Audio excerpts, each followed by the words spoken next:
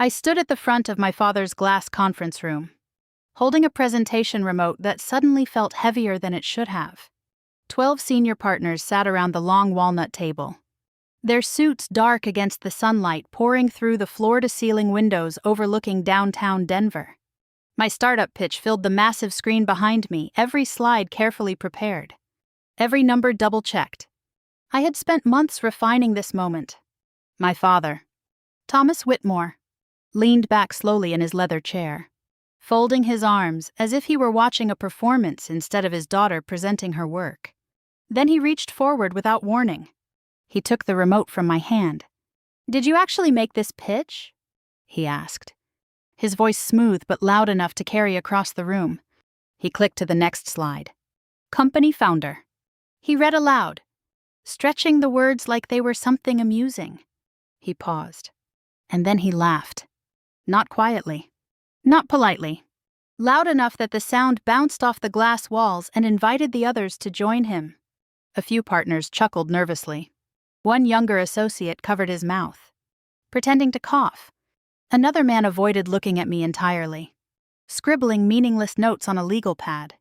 Heat rose in my chest, but it wasn't tears that threatened to form. It wasn't even anger. It was recognition. This wasn't a presentation. It was a setup. Across the table, one woman didn't laugh. Silver hair pulled neatly back. Calm expression. Hands folded in front of her. She watched me carefully, not with sympathy, but with calculation, as if she were measuring something invisible to everyone else in the room. That was the moment I realized my father hadn't invited me here to support my startup. He had invited me here to humiliate me. Earlier that morning, he had introduced me to the room with a smile that now felt staged in my memory. "This is my daughter, Rachel," he had said. "She thinks she built something revolutionary." At the time, I thought he was joking. Now I understood the tone I had missed. Whitmore and Dale was one of the most respected corporate law firms in Denver. Their offices occupied 3 floors of polished marble, quiet hallways, and carefully framed awards that lined the walls like trophies from decades of victory. Growing up, I used to sit in the lobby downstairs after school, swinging my legs from oversized leather chairs while waiting for my father to finish meetings. Back then, I believed he was the smartest man alive. Standing in that conference room now, those memories felt distant, like they belonged to someone else's childhood. My father continued flipping through my slides as if he owned them. "So," he said, tapping the screen again, "your software predicts legal exposure?" He tilted his head slightly, studying the chart. "Based on what?" he asked. "Intuition." A ripple of laughter moved around the table, quieter this time, but more confident. A junior associate smiled too quickly, eager to match the mood of the room. Inside my chest, something shifted. Not humiliation alone. Clarity. He wasn't questioning my work because he didn't understand it. He was questioning it because he needed the room to believe he understood more than I did. Someone leaned toward another partner and whispered just loudly enough for me to hear. "This is why family and business don't mix." The words landed harder than the laughter.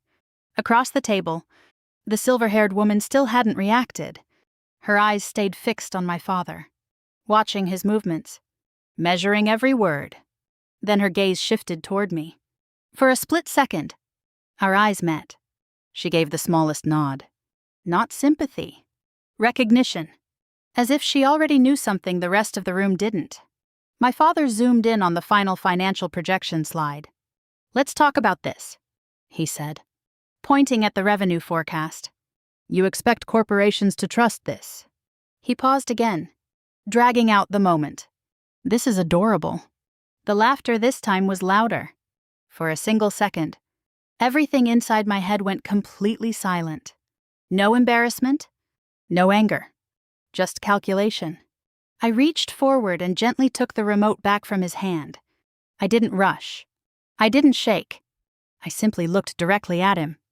"Go ahead with your meeting," I said. My voice stayed calm, steady enough that the sudden silence in the room felt louder than the laughter that came before. Confusion replaced amusement.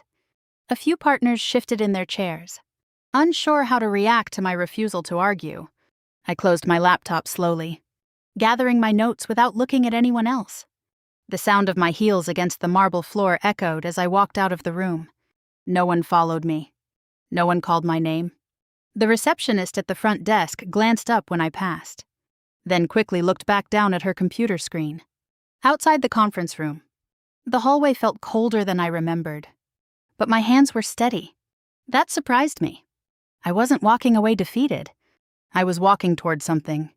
By the time I reached the underground parking garage, the noise from upstairs had faded into distant echoes. The air smelled faintly of concrete and oil. Fluorescent lights buzzed overhead. I unlocked my car, slid into the driver's seat, and set my laptop on the steering wheel. For a moment, I just stared at the screen, not thinking about the laughter, not thinking about embarrassment, thinking about leverage. I opened my email, scrolled through my contacts, found the name I had been holding in the back of my mind since the moment he took the remote from my hand. Eleanor Briggs, General Counsel, Ridgecrest Healthcare Systems, the largest corporate client my father's firm had. My fingers hovered over the keyboard for only a second before I began typing. The message was short. Direct. No explanations. Cancel all legal agreements with Whitmore and Dale immediately. I attached the risk summary report, the one I had spent years refining, updating, protecting. I reread the email once, not to check spelling, to confirm intention. Then I pressed send. The message disappeared into the digital silence. A vibration rattled against the center console. My phone lit up. Caller ID flashed. Whitmore and Dale reception. I ignored it.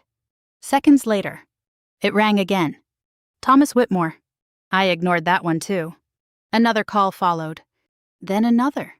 I started the engine and pulled slowly out of the parking space, headlights sweeping across the concrete wall.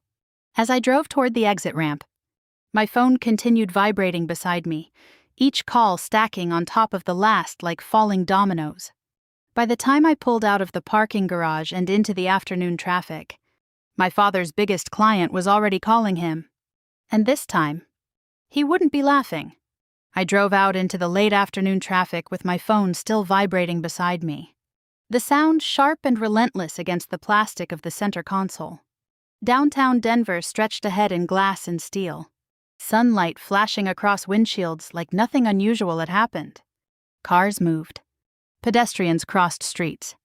The world looked perfectly ordinary. But my life wasn't ordinary anymore. Another call flashed across the screen. Whitmore and Dale reception. Ignored. Then my father again. Ignored. My grip tightened slightly on the steering wheel, but my breathing stayed steady. I had expected this moment. Not the humiliation, that part still burned quietly under my ribs, but the aftermath. The collapse always starts with noise. Calls. Messages. Panic disguised as urgency. I turned onto a quieter street and pulled into an empty curbside spot beneath a row of leafless trees. The engine ticked softly as it cooled. My phone kept vibrating, but I didn't answer. Instead, I reached for my laptop. As the screen flickered to life, one name settled clearly into my thoughts. Eleanor Briggs. Years earlier, that name had meant long nights and fluorescent lights inside a corporate building that never seemed to sleep. I could still see the memory clearly, the hum of servers, stacks of files, and my own reflection in a dark window as midnight passed without notice. Back then, I wasn't a founder. I was just another analyst trying to prove I understood risk better than the people managing it. Ridgecrest Healthcare Systems had been one of Whitmore and Dale's most valuable clients.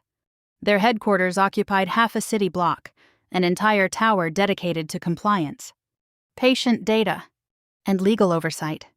I spent months inside that building, often staying long after the senior attorneys had gone home. That's where I met Eleanor Briggs. She was sharp in a way that made most executives uncomfortable. Not loud, not dramatic, just precise. The kind of woman who read contracts the way surgeons studied x-rays. I remembered the night she first took my work seriously. You don't just understand risk, she had told me quietly. Reviewing one of my early system models. You anticipate it. Those words stayed with me longer than any praise my father ever gave. Because unlike him, she had actually listened. I opened my contacts and tapped her name. Eleanor Briggs, direct line. For a moment, I hesitated. Not because I doubted the decision, but because I understood its weight. Once this call connected, there would be no turning back. I pressed the call button. The phone rang once, twice. Then her voice answered, calm and steady. Rachel, she said. I was expecting your call.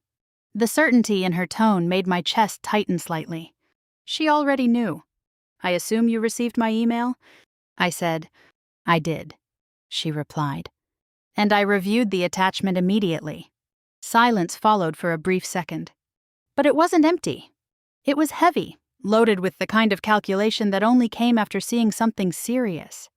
I'm glad you contacted me, Eleanor continued. We've had concerns about Whitmore and Dale for months. My eyes narrowed slightly at that. Concerns? I asked. Yes, she said. Inconsistent reporting. Missing compliance confirmations. Delays that didn't make sense. That admission hit harder than I expected.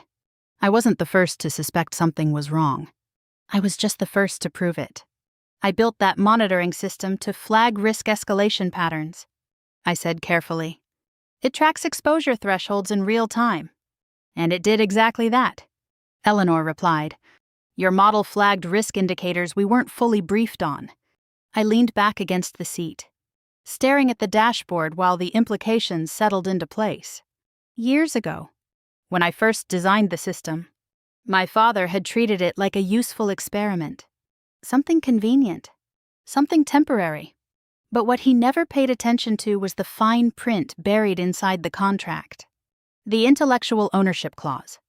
My software was licensed to Ridgecrest, not owned by Whitmore and Dale, and I had retained partial rights to its structure and reporting framework. My father never bothered reading that part carefully. Rachel, Eleanor said quietly, there's something else you need to know. I straightened slightly. What is it? We're preparing for major litigation, she explained. One of the largest compliance cases we've handled in years. The word settled heavily in my mind. Major litigation meant millions of dollars, possibly more.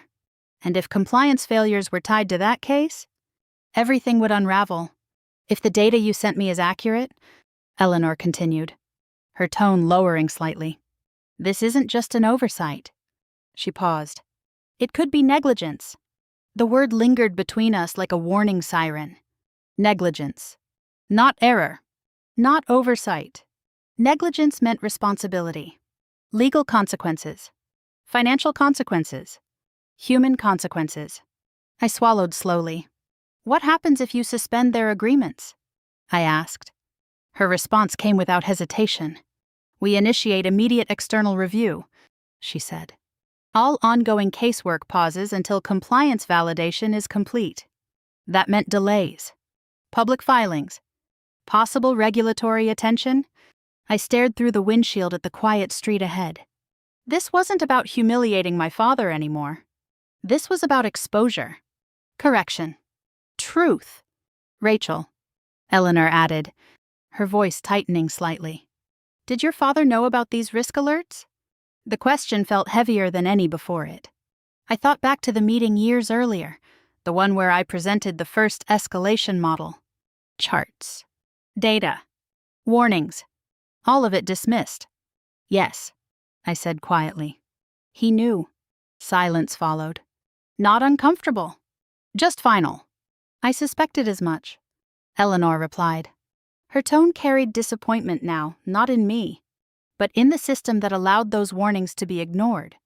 We're suspending all agreements with Whitmore and Dale effective immediately, she continued. The decision landed like a dropped weight. Not dramatic, not loud, just permanent. I exhaled slowly, realizing the full scope of what had begun. Rachel, she added, her voice turning more serious. This will not stay quiet. I nodded slightly, even though she couldn't see me. I understand. There will be internal audits, she said. regulatory reviews, possibly public filings. Every word added another layer of inevitability. By the time this process ended, nothing inside Whitmore and Dale would remain untouched. "Thank you for contacting me," Eleanor said finally. "You did the right thing." The call ended a moment later. Silence filled the car again. For a brief moment, I allowed myself to breathe. Then my phone vibrated once more. A new message appeared on the screen. Margaret Cole, the same woman who hadn't laughed in the conference room. I opened the message slowly. "We need to talk. Privately." Before I could respond, another message appeared beneath it. "You don't know everything yet." I stared at those words for several seconds. My father's firm was already losing control. But now it was clear. I wasn't the only one who knew why. I stayed parked on that quiet street longer than I meant to, staring at Margaret's message as if the words might rearrange themselves into something less dangerous. "We need to talk. Privately. You don't know everything yet." My phone buzzed again, breaking the silence. Another incoming email notification lit up the screen. Then another. And another. I opened my inbox. Subject lines stacked on top of each other like falling bricks. Urgent. Partner meeting. All senior staff required. Client inquiry. Immediate response needed. Compliance file review. Priority 1. My pulse didn't spike. It slowed. That was always how my mind worked when things turned critical. Slower. Sharper. More precise. This wasn't noise anymore. This was structure collapsing. I opened the first email thread and began scrolling. Messages poured down the screen in tight blocks of corporate language that grew less formal the farther I read. Client requesting full risk audit immediately. Need clarification on missing compliance signatures. Reviewing all pending litigation files. The tone shifted with every line, from calm professionalism to strained urgency. Then one message stopped me completely. Who approved this risk exposure? The sentence sat alone in the body of the email. Unanswered. Dangerous. Because questions like that never stayed unanswered for long. My phone buzzed again, this time signaling a voicemail. Caller ID flashed. Thomas Whitmore. My father. I hesitated only a second before tapping the screen and listening. Rachel. Call me back. Now. His voice sounded tight. Controlled. Like he was forcing calm into every syllable. The message ended abruptly. Seconds later, another voicemail arrived. I listened again. Rachel, this situation? His voice cut off halfway through the sentence. A third voicemail followed almost immediately. I tapped play. There was no speaking this time. Just breathing. Slow. Heavy. Uneven. That sound unsettled me more than yelling ever could have. I set the phone down and leaned back against the seat, staring at the ceiling of the car as fluorescent reflections from passing vehicles slid across the windshield. Margaret's message still glowed on the screen. We need to talk. Privately. I typed back a single word. Where? The response came within seconds. A cafe address appeared, small, quiet. Just outside downtown? Somewhere neutral. Somewhere safe from office walls and listening ears. Then another message followed. You're not the only one worried about this firm. That line sat heavier than everything else. Because it meant the collapse hadn't started yesterday. It had started long before I walked into that conference room. I started the engine and pulled into traffic, heading toward the cafe Margaret had chosen.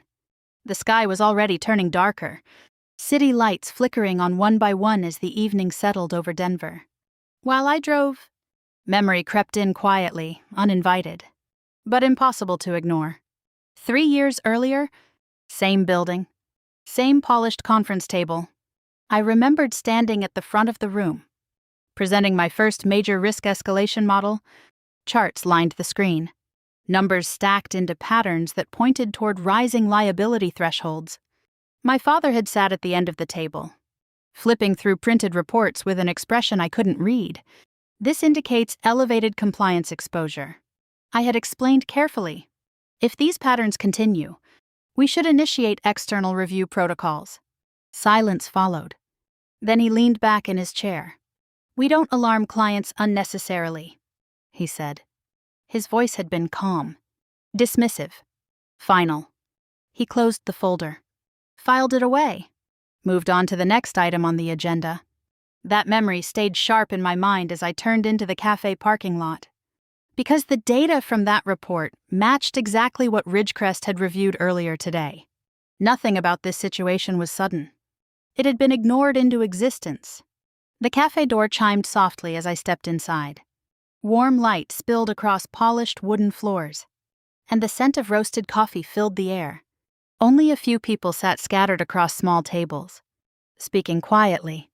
Margaret was already there. She sat near the back wall, a black coffee untouched in front of her. A slim leather folder rested beside her hand. Her posture was calm, controlled. She didn't wave. She didn't smile. She simply watched me approach. "You came quickly," she said as I sat down across from her. "You said I didn't know everything," I replied. She nodded once. "You started something that was going to happen anyway." Her voice was low, steady, not accusing, not grateful, just factual. "What do you mean?" I asked. Margaret slid the leather folder across the table. Inside were several printed documents, each marked with colored tabs. "Whitmore and Dale has been under pressure for months," she said quietly. "Not from clients, from inside." I flipped open the first page. Compliance summaries, risk flags, internal notes, several marked unresolved. My breath slowed as recognition settled in. Some of the references listed inside those reports looked familiar. Too familiar. These were never resolved. Margaret continued. Some partners raised concerns. They were dismissed. I turned another page. My own name appeared in the margin of a document. Reference: Whitmore Risk Escalation Model, Phase 1. Someone inside the firm had tracked my reports long after they were ignored. That realization settled into my chest like weight. Margaret tapped one specific section of the file. "This is the case they're most worried about," she said. I leaned forward. Litigation timeline. Ridgecrest Healthcare. Deadlines. Compliance triggers. And risk projections that looked far too large to ignore. "If that case collapses," Margaret continued quietly, "this firm won't survive it." The words echoed inside my mind. Won't survive. Not lose reputation. Not take a financial hit. Collapse. "And your father signed the approval himself," she added. I looked up sharply. "What approval?" Margaret met my eyes without hesitation. "The final clearance authorization," she said. "Against recommendation." The noise of the cafe faded into the background. Conversations blurred into meaningless sound. "Why are you telling me this?" I asked. Her expression didn't change. "Because truth doesn't stay buried forever," she said. Silence followed. Heavy. Unavoidable. She leaned slightly closer. "Some partners are already discussing legal separation from leadership," she added. "They're preparing for what comes next." That sentence sent a quiet chill through me. Internal fracture. Not just pressure. Collapse from within. Margaret lowered her voice further. "If regulators get involved," she said carefully, "every past compliance failure will be reviewed." She tapped one of the pages again. "That includes your reports." I stared at the document. My own words. My own warnings. Still alive on paper. Still waiting to be acknowledged. "You're not outside this anymore," Margaret said. "You're inside it." That realization settled deeper than anything else she had said. I wasn't just exposing risk. I was part of the evidence. "Does your brother still work in finance?" she asked suddenly. The question caught me off guard. "Yes," I answered slowly. She nodded once. "Then you should understand how far this could spread." The meaning behind her words didn't need explanation. Damage moved through systems the way water moved through cracks. Quietly. Persistently. Until structures gave way. We finished the conversation without ceremony. No handshake. No reassurance. Just understanding.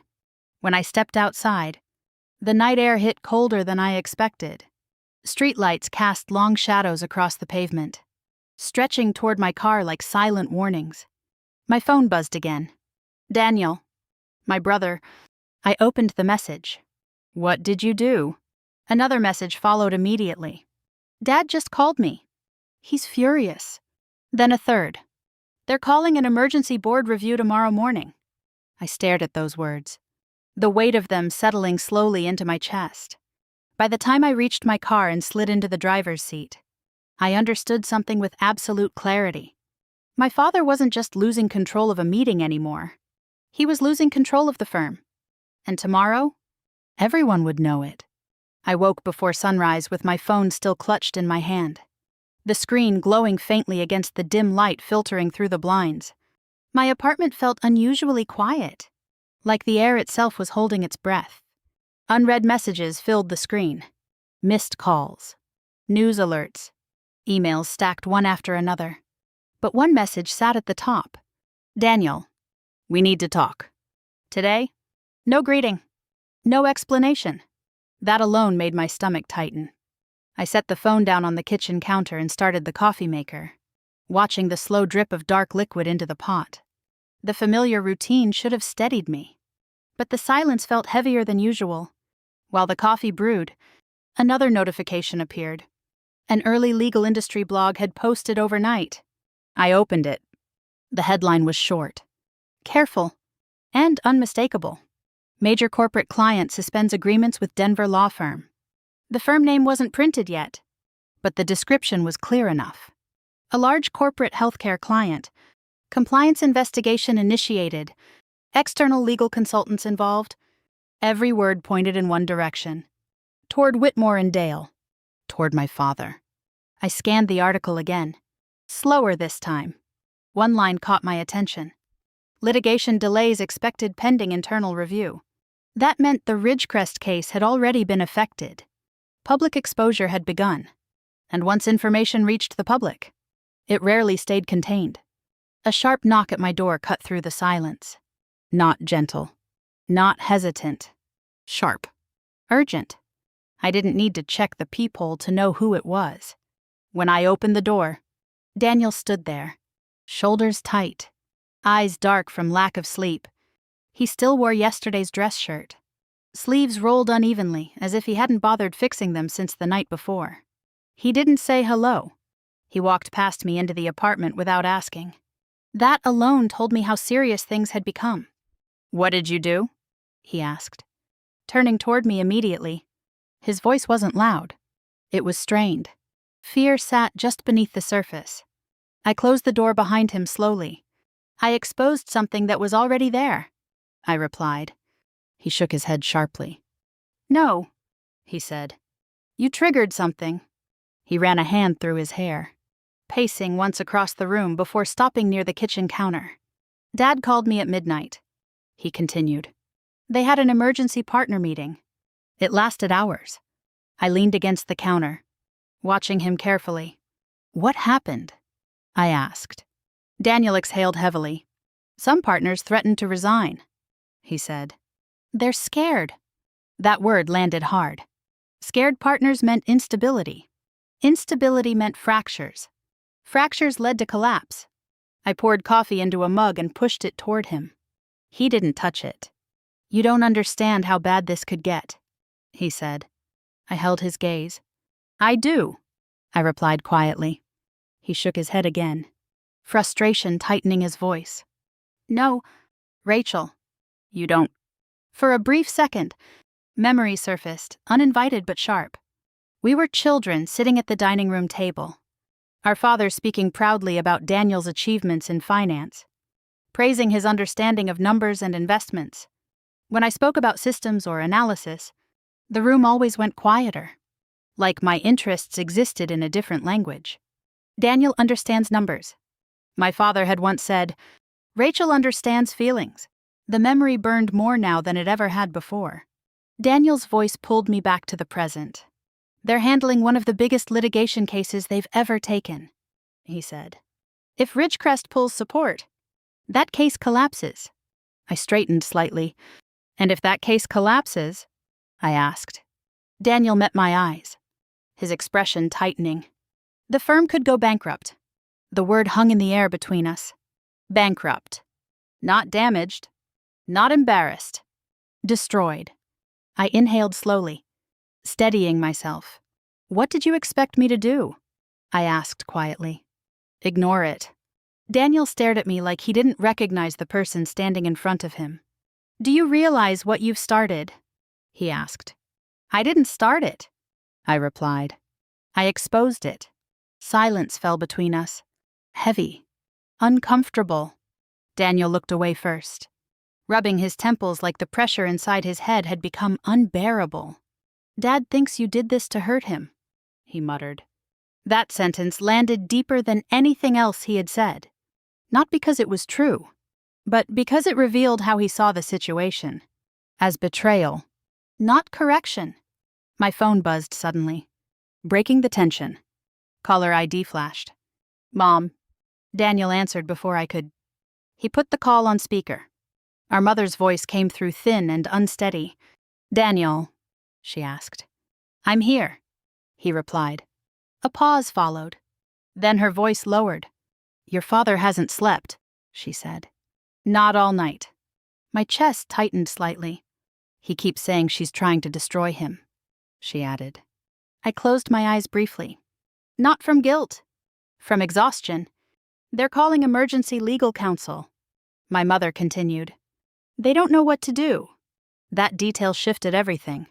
Emergency counsel meant deep legal concern. Real danger. Not just reputation. Daniel glanced at me. Waiting. I stepped closer to the phone. I warned them, I said quietly. Silence followed. Years of silence. Years of ignored warnings. I documented everything. I added. Daniel turned sharply toward me. You documented those warnings? He asked. Yes. That single word changed the atmosphere instantly. Documentation meant proof. Proof meant accountability. Daniel's expression shifted from frustration to something closer to fear. You could ruin everything, he said. My voice stayed calm. Everything was already broken. I replied. Our mother's quiet breathing filled the phone line. Daniel looked down at the floor, shaking his head slowly. They're calling a board-level investigation, he muttered. That phrase sent a cold wave through my chest. Board-level investigations meant the highest authority inside the firm. No hiding. No delaying. Only exposure. Daniel moved toward the door, pausing just before opening it. He turned back to face me. If regulators get involved, he said quietly, this won't just affect Dad. I waited. It could affect you too. That warning stayed suspended between us. You might get subpoenaed, he added. The word echoed inside my mind. Subpoena. Legal involvement. No longer distant. No longer theoretical. He left without another word. The apartment fell silent again, heavier than before. I stood in the center of the room, staring at the cold coffee sitting untouched on the counter. Outside, sunlight filtered through the blinds. Brighter now. Sharper. Life continued. Traffic moved. Neighbors opened doors. But inside that quiet space, everything had shifted. My phone buzzed again. Another message. Margaret. I opened it slowly.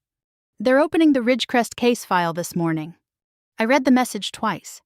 Then a third time. This wasn't about family arguments anymore. This was about evidence. Records. Truth waiting to be uncovered. By mid-morning, my family wasn't just arguing anymore. They were preparing for war. And this time, it would be fought with signatures, reports, and facts. Late morning sunlight stretched across my kitchen table as I opened my laptop again. The message from Margaret still sitting unread at the top of my inbox. They're opening the Ridgecrest case file this morning. My coffee had gone cold beside me, untouched since Daniel left. I wrapped my fingers around the mug anyway, more for something steady to hold than for warmth. Another notification appeared. Confidential, review before noon. Margaret. My pulse slowed as I clicked the message open. A secure download link filled the screen, followed by a short line beneath it. Use the password I sent separately. I checked my phone. A second message had arrived moments earlier, just a string of numbers and symbols. I copied it, returned to the laptop, and entered the code. The file opened slowly. Dozens of documents stacked inside folders labeled by date, each one tied to Ridgecrest healthcare systems. Compliance reviews, audit notes, internal communications, timelines built from years of accumulated decisions. This wasn't just paperwork. This was history. I opened the first folder. A full litigation timeline filled the screen. Every event carefully documented from the moment Ridgecrest first reported internal concerns. Dates stretched back years. Warnings appeared in red text. Escalation notes marked with bold headers. I scrolled slowly, forcing myself not to rush. Then I saw it. My name. Rachel Whitmore, Risk Escalation Alert. The date beside it made my chest tighten. 3 years earlier. I clicked the file open. The document filled the screen with familiar formatting, charts I remembered building. Graphs I had refined late into the night while the rest of the office slept. Risk Escalation Alert, Phase 1.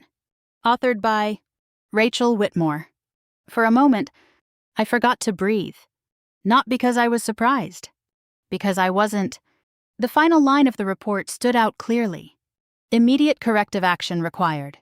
I remembered writing those words with absolute certainty. Every number behind them had been tested, verified, and checked again, and nothing had been done. I scrolled further. A response thread appeared beneath my report. A reply from my father. Short. Direct. Risk appears manageable. Continue standard protocol. I stared at the sentence for several seconds. No review requested. No audit ordered. No escalation initiated. Just dismissal. A quiet decision that now echoed across years of ignored warning signs. My fingers tightened slightly against the laptop edge. Another document sat beneath the response. Supplemental Compliance Review, Urgent. Prepared by a junior audit team months later. I opened it. The summary appeared in bold. Risk thresholds exceeded. External review recommended. Status. Pending leadership authorization. I scanned the bottom of the page. No authorization. No approval. Just silence. Another missed opportunity to stop what had now become unavoidable. My phone rang suddenly, cutting through the quiet. Margaret. I answered immediately. They're reviewing everything right now, she said without greeting. Voices murmured faintly in the background, sharp. Overlapping. Urgent. They're asking questions faster than anyone can answer them, she continued. Some partners are already distancing themselves. I leaned forward slightly. What are they focusing on? I asked. Risk clearance, she replied. Who approved final exposure levels? The words settled heavily into my chest. I already knew where that trail led. Keep looking, Margaret added. You haven't reached the critical file yet. The call ended before I could respond. I returned to the screen, scrolled deeper into the folder. Then I saw it. Risk clearance authorization. The file name alone made my pulse slow. Carefully, I clicked it open. The document appeared in clean black text, formatted like every other approval form I had seen during my years at the firm. Date issued. Case identification number. Risk summary attached? My eyes moved downward slowly, each line sharpening the reality forming in front of me. Then I reached the bottom. Signature line. Thomas Whitmore. My father's name printed clearly. Below it, his signature. Verified. Stamped. Approved. My hand froze above the trackpad. Every warning. Every escalation. Every ignored report. All of it ended here. In ink. Against recommendation. I leaned back slowly in my chair, staring at the signature as if it might disappear if I blinked. But it stayed. Permanent. Heavy. I wasn't angry. Not in that moment. I was quiet. Because that signature didn't just represent authority. It represented responsibility. Hundreds of employees depended on that firm. Entire departments built their livelihoods around decisions made inside those walls. Clients trusted the system to protect them from risk, not to ignore it. If this case collapsed, it wouldn't just damage reputation. It would ripple outward. Families, jobs, careers, everything connected. My phone buzzed again. Margaret's voice returned as soon as I answered. "Did you find it?" she asked. "Yes," I said quietly. Silence followed. Then she spoke again, softer this time. "If negligence is proven, the firm could face regulatory penalties, financial damages, possibly worse." Her words matched the echo forming in my own thoughts. "This could bankrupt them," she added. Daniel's voice from earlier replayed in my memory.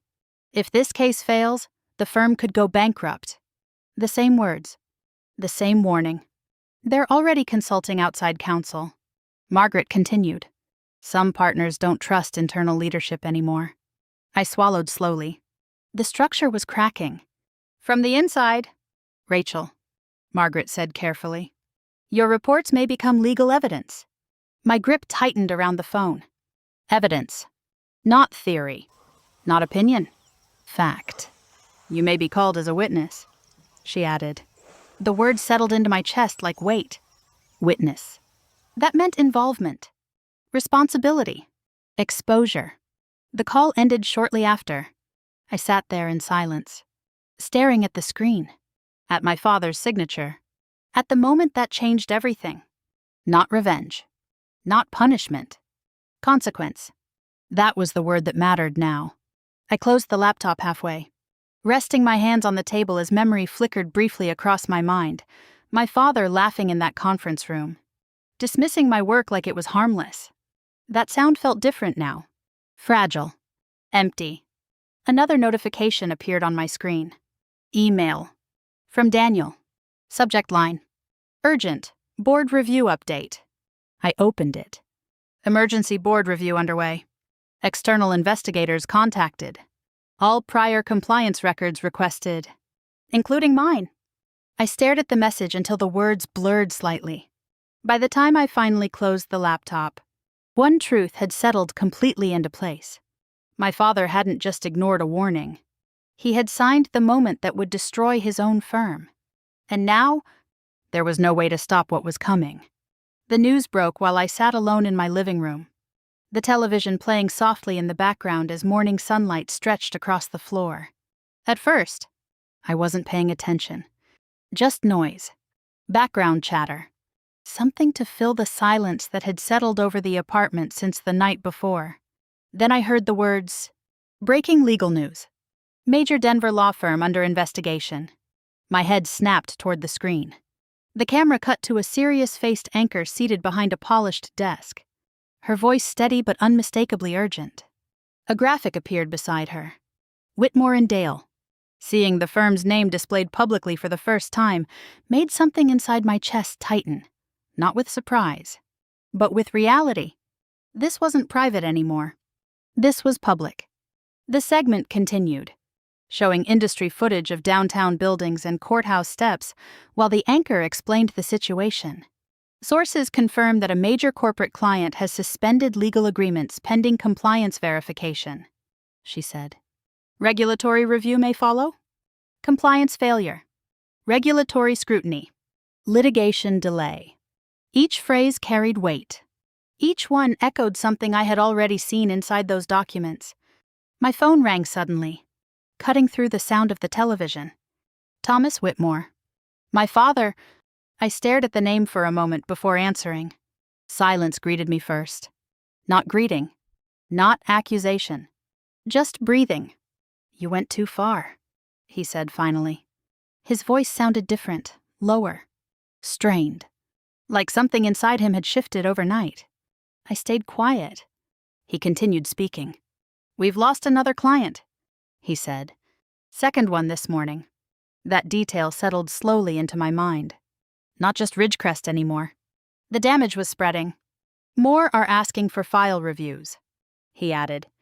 "They want reassurances we can't give yet." His words came faster now, the control in his voice slipping slightly. "You don't understand what this will cost," he said.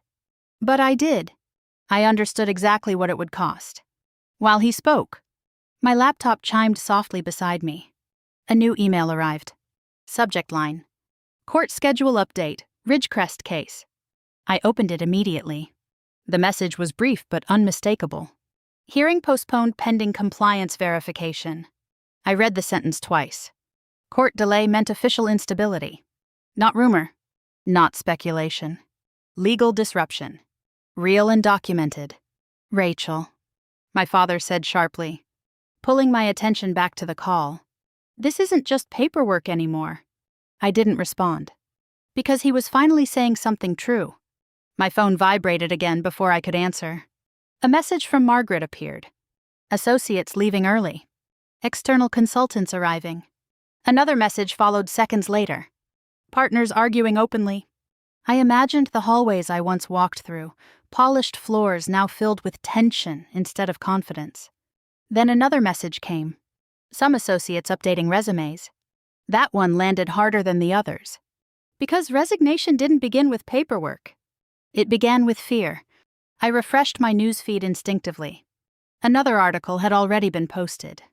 Corporate legal crisis expands. More clients reviewing contracts. The speed of exposure stunned me.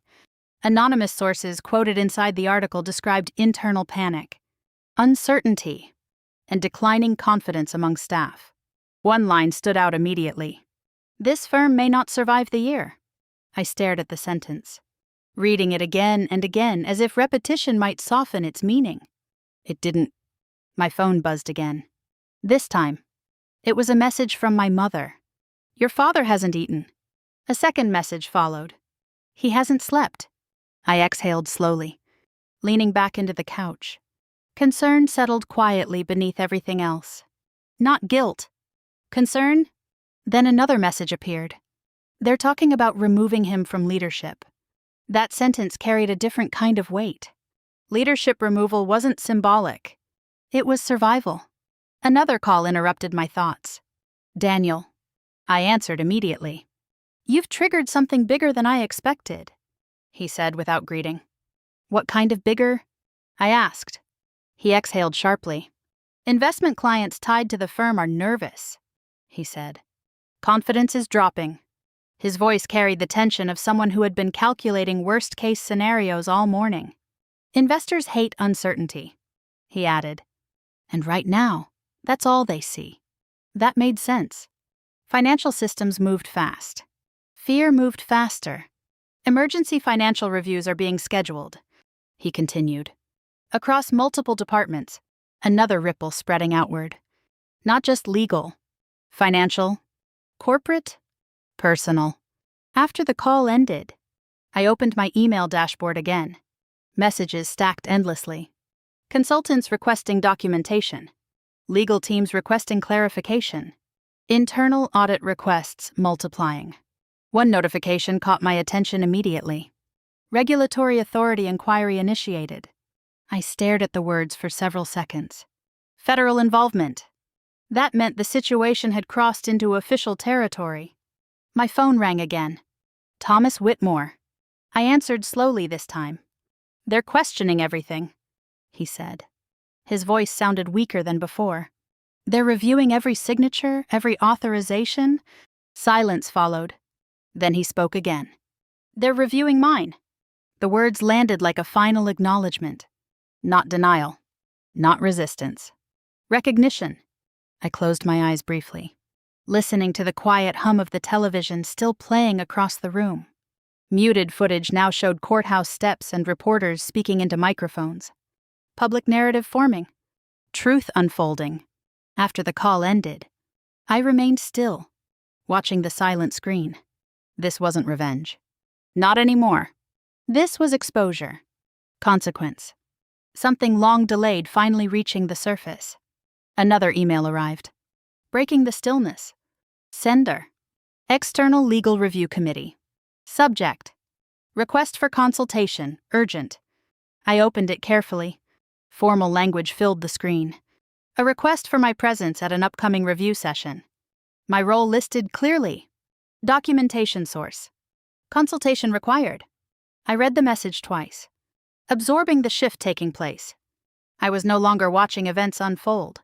I was part of them. By the time I closed the laptop and leaned back into the couch, the truth settled quietly into place. The fall had already begun, and the next time I walked into that building, it wouldn't be as a daughter. It would be as evidence. I stepped out of my car in the underground garage and paused for a moment, staring at the concrete walls that once felt familiar. The hum of fluorescent lights overhead sounded louder than I remembered, echoing across the empty spaces like a warning. The last time I stood here, I had been humiliated. Today, I was walking back in as part of the investigation. That difference settled heavily in my chest. As I approached the elevator, the security desk came into view. The receptionist looked up the moment she saw me. Recognition flashed across her face. But this time there was no polite smile. No small talk. Just tension. She nodded once, silently, as if acknowledging something neither of us wanted to say out loud. The elevator doors opened with a soft chime, and I stepped inside alone. The ride upward felt longer than usual. The mirrored walls reflected my expression, calm, controlled, unfamiliar even to myself. I remembered standing here years ago, younger, hopeful, convinced that hard work alone would earn respect. Now I understood something different. Respect wasn't given. It was earned, and sometimes fought for. When the doors opened, the hallway outside was quiet. Too quiet. The usual rhythm of ringing phones and hurried footsteps had been replaced by low murmurs and distant whispers. Employees moved carefully, avoiding eye contact. Their voices hushed as if the walls themselves might be listening. As I walked forward, I noticed one junior associate stop mid-step, staring at me openly. Recognition filled his expression. Not curiosity, not judgment. Recognition. He knew why I was here. Everyone did. At the end of the hallway, the boardroom doors stood partially open. Light spilled into the corridor, casting long shadows across the polished floor. I pushed the door open and stepped inside. The room was larger than the conference room where my father had laughed at me days earlier. This one felt colder, more formal, filled with authority rather than arrogance. External legal investigators sat along one side of the table. Corporate representatives from Ridgecrest occupied another. Senior partners filled the remaining seats, their faces drawn tight with exhaustion. Margaret sat near the center, calm as always, and at the far end of the table sat my father. He didn't look at me. Not immediately. That alone told me how much had changed.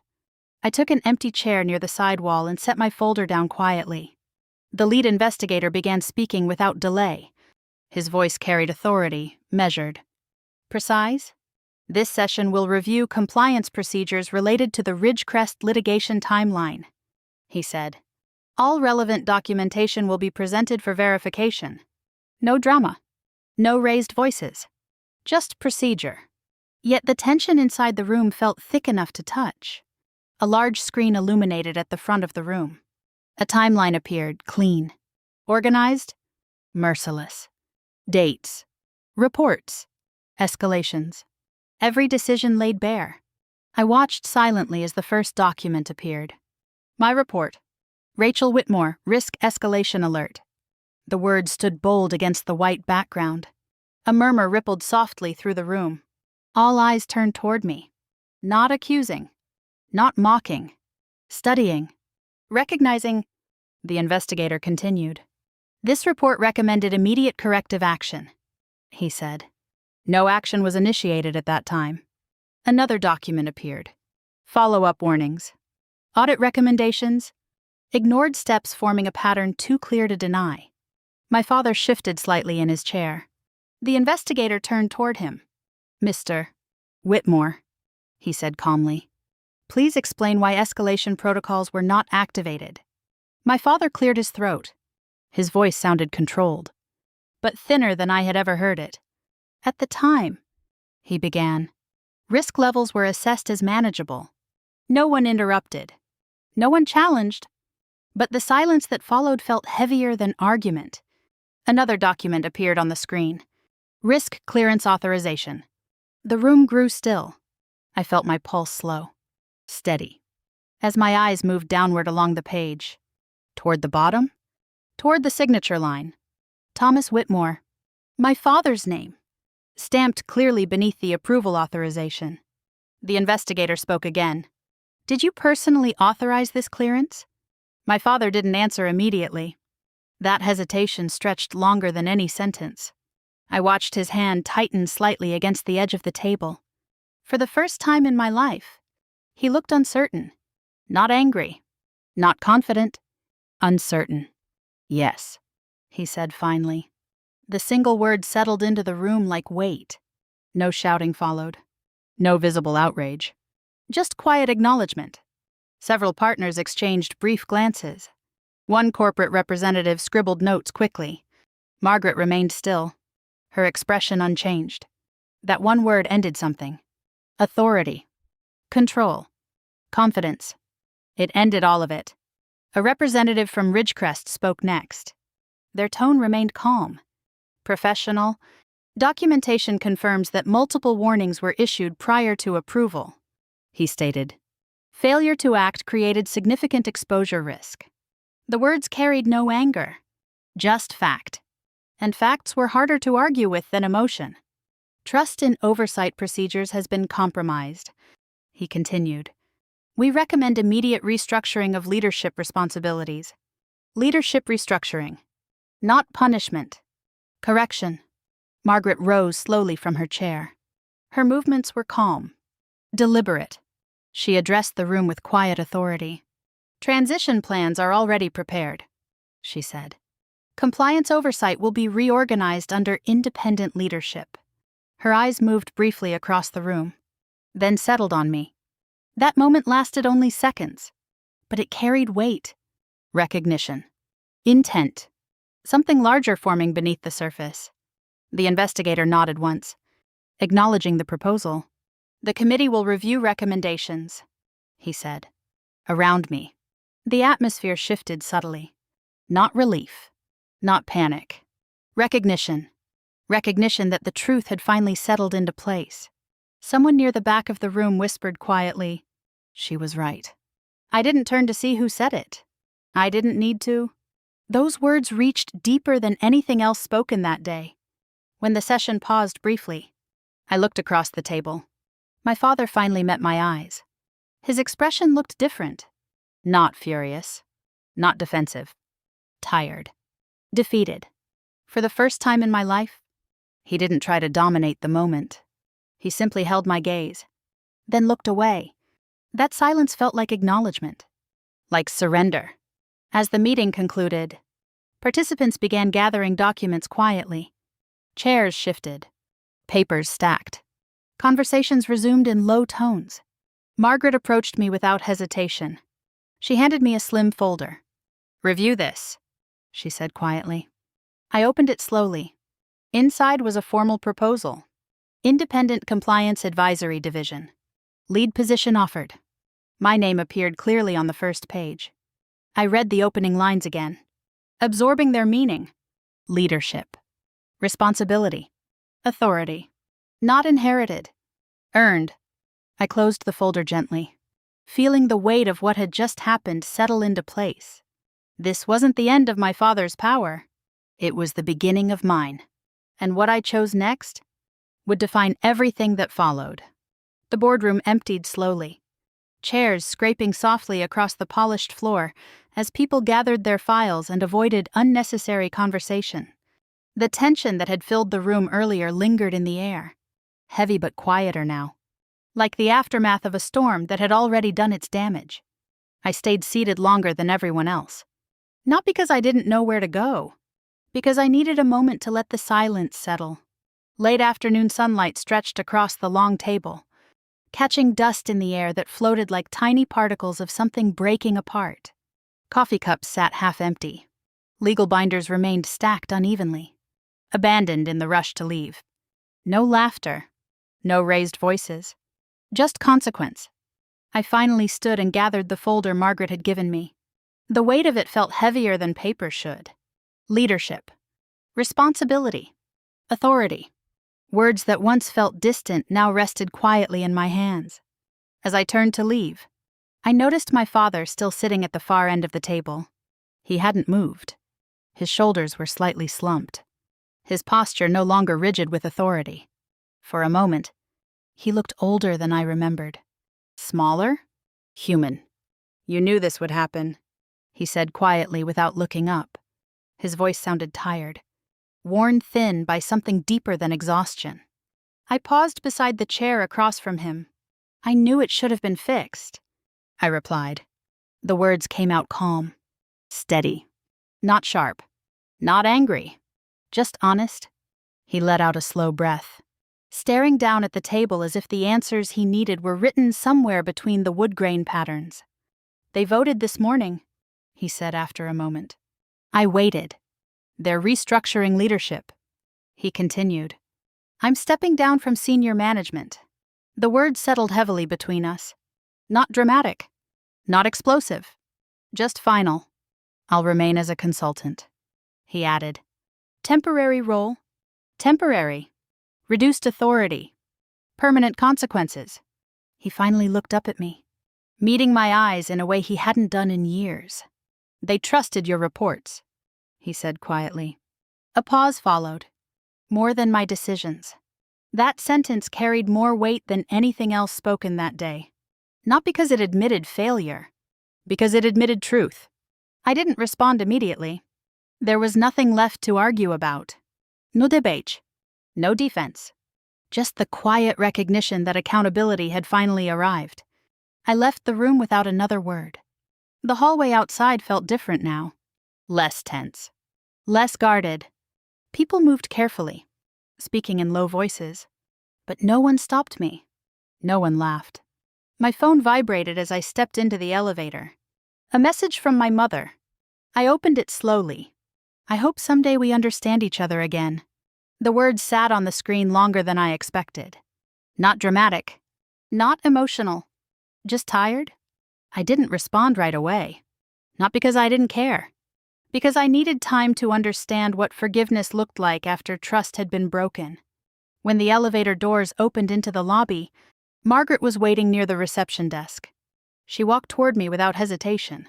Here, she said, handing me a second folder. This one thicker. More formal. I opened it slightly. Inside was the finalized proposal. Lead Independent Compliance Advisory Division. My name printed clearly across the top. You didn't destroy this firm, Margaret said calmly. I looked up at her. She held my gaze steadily. You forced it to grow up, she added. That sentence shifted something inside me. Not revenge. Correction. That had always been the difference. I stepped outside into the cold afternoon air, drawing a slow breath as the city moved around me like nothing unusual had happened. Cars passed. People crossed streets. Life continued. But inside me, something had shifted permanently. Weeks passed quietly after that day. Not calm. Exactly. But structured. Measured. The new office space Margaret arranged sat across town, smaller than Whitmore and Dale, but organized with careful intention. Clean desks, focused teams, no unnecessary noise. My days filled with client consultations, risk analysis reviews, and system audits. Companies began reaching out, requesting independent oversight. Word traveled faster than I expected. One morning, I signed my first long-term compliance contract under my own name.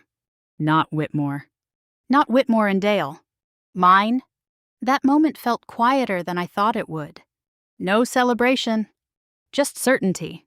One afternoon, weeks later, I sat at my desk reading a legal industry update when a familiar name caught my attention. Whitmore and Dale, restructuring completed. I opened the article carefully. New leadership installed. Compliance reforms initiated. External oversight strengthened. The firm had survived. Changed. But still standing. Near the bottom of the article, my father's name appeared. Thomas Whitmore, Senior Advisor. Not Managing Partner. Not Executive Lead. Senior Advisor.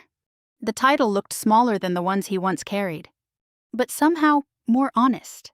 That evening, I sat alone in my office, flipping through an old printed report, the first risk escalation document I had ever written, the one he dismissed years ago. I remembered standing in that conference room, hearing laughter bounce off the walls. Feeling small, dismissed, invisible. Now, that memory didn't hurt the same way. It felt distant, like something I had outgrown. I realized then that my greatest victory wasn't exposing failure. It was trusting myself when no one else did. My phone rang unexpectedly. Thomas Whitmore. I stared at the screen for a moment, then answered. Neither of us spoke right away. Finally, he broke the silence. I understand now, he said quietly. 3 simple words, but they carried years of distance inside them. I won't be returning to the firm, I told him calmly. Not in any leadership role. He didn't argue, didn't resist. I know, he replied. That acceptance closed something between us that had remained open for years. Later that evening, I locked my office and stepped outside as the sun dipped behind the city skyline. The sky burned orange and gold, reflecting off the glass buildings around me. I walked toward the parking garage, the same motion I had made countless times before. But this time felt different. Lighter, clearer, stronger. Sometimes the people who doubt you the most are the ones who force you to discover your real strength. Sometimes the laughter you hear at your lowest moment becomes the silence that builds your future. And if you've ever been underestimated, dismissed, or laughed at when you believed in something others couldn't see, you're not alone. If this story reminded you of your own journey, or a moment when someone doubted your ability, I'd really like to hear about it. Share your experience in the comments and tell me what you would have done in my place. And if you enjoy stories about resilience, standing your ground, and turning setbacks into strength, stay here with me because there are more stories like this waiting to be told.